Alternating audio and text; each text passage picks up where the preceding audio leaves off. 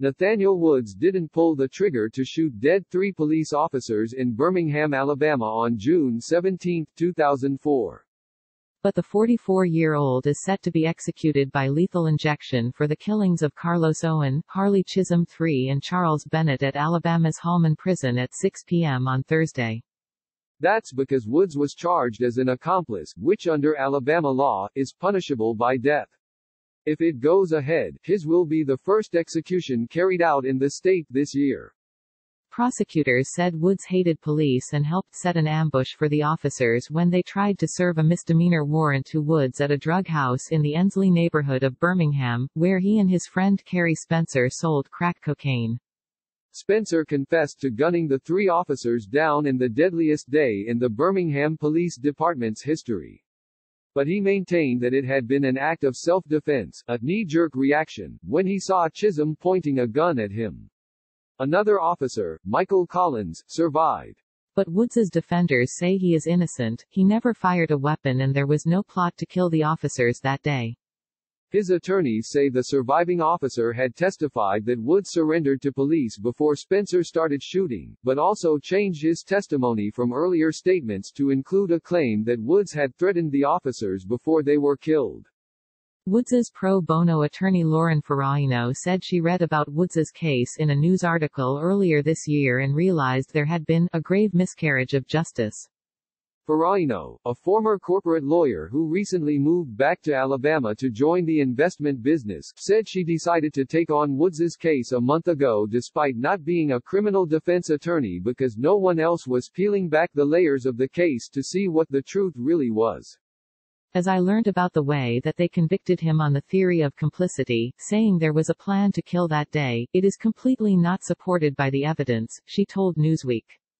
The evidence shows that Kerry Spencer acted alone, acted impulsively and confessed the day that he was arrested. He has maintained that story, that narrative, for the entire time that he has been sitting on death row. Ferraino said Spencer, who was also sentenced to death for the killings, wrote to her this week to say Woods is about to die for a crime that he did not commit. Nate ain't done nothing, Spencer told the Appeal in a recent interview. My N***** is actually 100% innocent. All he did that day was get beat up and he ran. There's complete consistency on one side and then on the state side saying there was some sort of plan, Ferraino added. Frankly, it was just a narrative that they concocted in order to get more than one person for the shooting of 3 officers, which was an understandable tragedy, but it doesn't justify taking the blood of an innocent man. Woods's family and supporters have been desperately campaigning to stop his execution. An online petition urging Governor Ivey to grant him a reprieve has gotten more than 75,000 signatures as of Thursday morning. They've also amassed more than 20,000 letters from supporters urging Governor Ivey to stop the execution. On Wednesday, they visited Ivey's office in Montgomery, Alabama to deliver some of those letters. The governor's office has been contacted for comment. The campaign has also attracted support from activists, including the son of late civil rights activist Martin Luther King Jr., and rappers T.I. and Meek Mill. In a letter to Governor Ivey sent earlier this week, Martin Luther King III wrote, "In just 2 days, your state, and the state I was born in, is set to kill a man who is very likely innocent." 55 years ago, my father Martin Luther King Jr. led a march from Selma, Alabama, where he and fellow civil rights activists were killed and beaten. Under your watch, Alabama is about to produce yet another tragic injustice. He added, killing this African-American man, whose case appears to have been strongly mishandled by the courts, could produce an irreversible injustice. Are you willing to allow a potentially innocent man to be executed? King told Newsweek on Wednesday that he is yet to receive a response from the governor. Governor Ivey only has a little over 24 hours to reverse this injustice and save Nate Woods' life, he said.